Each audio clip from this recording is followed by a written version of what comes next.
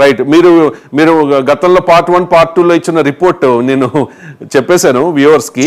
ఇక అవనిగడ్డ గురించి మనం మాట్లాడుకుందాం. అవనిగడ్డ ప్లే చేయండి. అవనిగడ్డలో already sitting MLA Simhadri Ramesh Babu, అలాగే టీడీపీ నాయకుడు లాస్ట్ మినిట్లో జనసేన కండువా వేసుకుని జనసేన పార్టీ నుంచి పోటీ చేసిన మండలి బుద్ధప్రసాద్, వీళ్ళిద్దరి మధ్య పోటీ ఎలా ఉండవచ్చు అవనిగడ్డ? మీరు కూడా అక్కడ క్షేత్రస్థాయిలో అక్కడ పరిస్థితిని పరిశీలించారు, అక్కడ మీరు పర్యటించారు కూడా. ఎలా ఉండవచ్చు అవనిగడ్డ?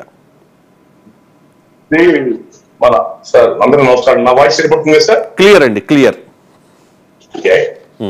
ఇప్పుడు మండల బుద్ధప్రసాద్ గారు వాళ్ళ ఫాదర్ దగ్గర నుంచి ఆ ప్రాంతాల్లో పెద్ద కుటుంబం, రాజకీయ నేపథ్యం పట్టుంది నియోజకవర్గం మీద.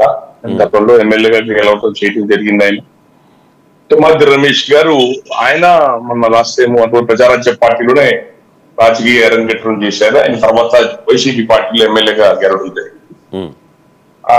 అయితే అక్కడ సింహాద్రి రమేష్ గారి మీద కొన్ని అక్కడిని తిరిగినప్పుడు కొంత ఎగరెస్ట్ నియోజకవర్గం కొన్ని మండలాలు ఆయన మీద. ఇదంతా కూడా నాకు తెలిసే వైసీపీ పార్టీ అధిష్టానం వల్ల వచ్చిన ఇబ్బందులు ఏమో నేను అనుకుంటున్నాను. అధిష్టానం యొక్క గైడ్ లైన్స్ లో వీళ్ళు స్థానిక ప్రజలతో గొడవలు, వాళ్ళని సప్రెస్ చేసి అణచివేసే క్రమంలో రాయలసీమ కల్చర్ ని ఇంట్రడ్యూస్ చేద్దామని వైసీపీ అధిష్టానం ఏమన్నా వీళ్ళకు కూడా నేర్పిందేమో తెలియదు, కానీ వీళ్ళ యొక్క కొంత బిహేవియర్ వలన అక్కడ కాన్స్టిట్యూన్సీలో కొంత వ్యతిరేకత ఉంది సింహాద్రి రమేష్ గారికి. బుద్ధప్రసాద్ గారు ఇప్పుడు కాంట్రవర్సీ మనిషి కాదు ఆయన, అందరితో సఖ్యంగా అందరిని కలుపుకొని పోయే మనిషి ఆయన. నేను ఆ ప్రాంతంకి వెళ్ళాము, అక్కడ మంచి ప్రెస్ మీట్ జరిగింది, ఎస్సీబీసీ నాయకులు అందరూ మంచి జరిగింది. అక్కడ 90% బుద్ధప్రసాద్ గారే గెలుస్తారు. మనం వెనక్కి చూసుకోవాల్సిన అవసరం లేదు. ఆయన వైసీపీ పార్టీ కూడా కొంత వాళ్ళకుండే ఓటు మంది పాకెట్స్ ఉంటే ఉన్నాయి, కానీ ఎమ్మెల్యే మీద ఆయన మీద కొంత అసహనము, కొంచెం అసంతృప్తి, వ్యతిరేకత ఉంటుంది. అది ఖచ్చితంగా బుద్ధప్రసాద్ గారికి అనుకూలం అవుతుంది. అవనిగడ్డ అనేది బాగా చైతన్యం కలిగిన ప్రాంతం మొదటి నుంచి కూడా ఆయనకి ఛాన్సెస్ ఉంటాయి. అట్లాగే ఎంపీ సెగ్మెంట్ గా మన బాలశౌరి గారు అక్కడ ఎంపీగా, జనసేన పార్టీ ఎంపీ క్యాండిడేట్ గా బాలశౌరి గారు ఉన్నారు. బాలశౌరి గారు గతంలో తెనాల్లో ఎంపీగా ఉన్నప్పుడు కూడా అవనిగడ్డ ఆయన లిమిట్స్ లో నుండి అట్లా ఆయనకు బాగా అనుబంధం ఉంది. తర్వాత బందర్ ఎంపీ అయ్యారు. బందర్ ఎంపీ అయ్యటం వల్ల కూడా అవనిగడ్డతో అనుబంధం ఉంది. ఈసారి కూడా ఆయన నిలబడటం వల్ల వారు కూడా ఎంపీ క్యాండిడేట్ గా అందరినీ కోఆర్డినేట్ చేసుకోవడం. మీరు ఇంతకు ముందు సింహాద్రి రమేష్ బాబు గురించి ఒక కామెంట్ చేశారు. పార్టీ చెప్పిందో, పార్టీ పద్ధతో, పార్టీ విధానమో రాయలసీమ కల్చర్ని తీసుకొచ్చి ఇక్కడ ఇబ్బంది పెట్టారు, సో ఇబ్బంది పెట్టే ప్రయత్నం చేశారు, సో ఆయనకి ఆ మార్క్ పడింది, ఆ వ్యతిరేకత ఉంది అని చెప్పి. మరి బాలశౌరి గారు కూడా మచిలీపట్నం నుంచి వైసీపీ తరఫున 2019 ఎన్నికల్లో గెలిచిన వ్యక్తే కదా. ఆయన చివరి వరకు వైసీపీ ఎంపీగానే ఉన్నారు. లాస్ట్లో ఆయన ఆ పార్టీకి రిజైన్ చేసి జనసేనలో జాయిన్ అయ్యి అక్కడ టికెట్ తీసుకున్న పరిస్థితి. మరి రమేష్ బాబు మీద ఉన్న వ్యతిరేకత బాలశౌరి మీద ఎందుకు లేదు అంటే? బాలశౌరి గారి ప్రత్యేకత నేను చెప్తుంది, కొన్ని మనస్తత్వాలు ఉంటాయి. ఇప్పుడు పేరు నాన్నలాగా మిగతా ఎమ్మెల్యేలు బిహేవ్ చేశారా? కొడాల నాన్న మిగతా ఎమ్మెల్యేలు బిహేవ్ చేశారా? లేదు కదా.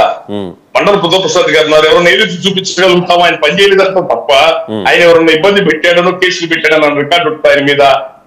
ఆయన శత్రువులతో కూడా బాగానే ఉంటాడు, అసలు గొడవ ఉంది ఆయనకి.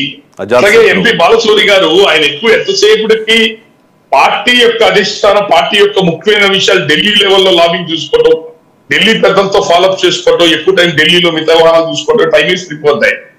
ఆయన కాన్స్టిట్యూన్సీకి వచ్చి ఇక్కడికి వచ్చి ఇక్కడ జనాల మీద ఇంకోళ్ళ మీద నెగిటివ్ గా ఒత్తిడి తీసుకొచ్చే కాన్సెప్ట్ అసలు లేదు.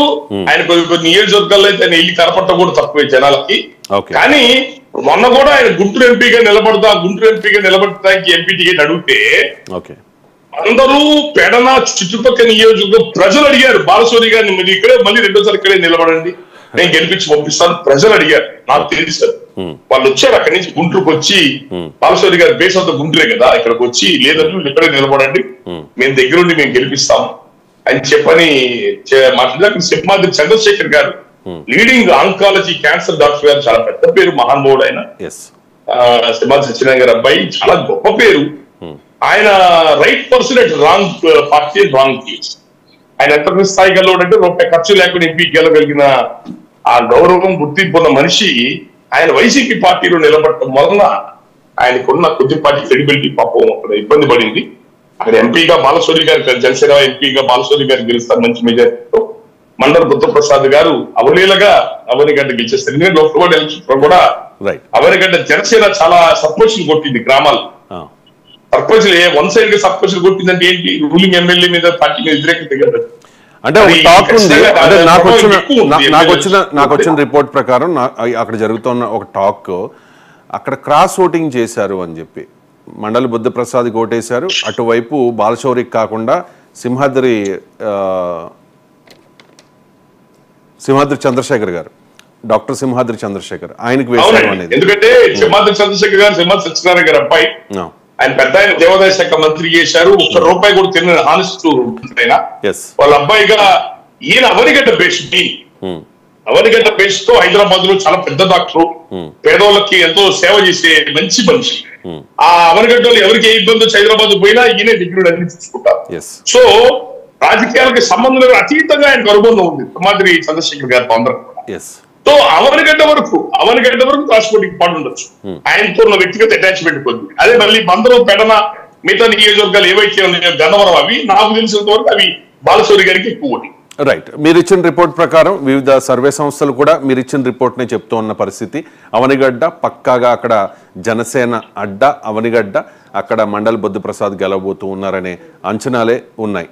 అండ్ బాలశౌరి విషయంలో కొంతమంది సింహాద్రి చంద్రశేఖర్ వైపు కొన్ని సర్వే సంస్థలు మొగ్గు చూపుతూ ఉంటే బాలశౌరి వైపు మరికొన్ని బాలశౌరికి ఓటేస్తున్న పరిస్థితి. ఇక్కడ విచిత్రంగా ఇద్దరు అభ్యర్థులు కూడా ఒకరు టీడీపీ నుంచి మరొకరు వైసీపీ నుంచి వచ్చిన వాళ్ళకి టికెట్ ఇచ్చారు. ఇక్కడ మనం గమనించాల్సిన విషయం.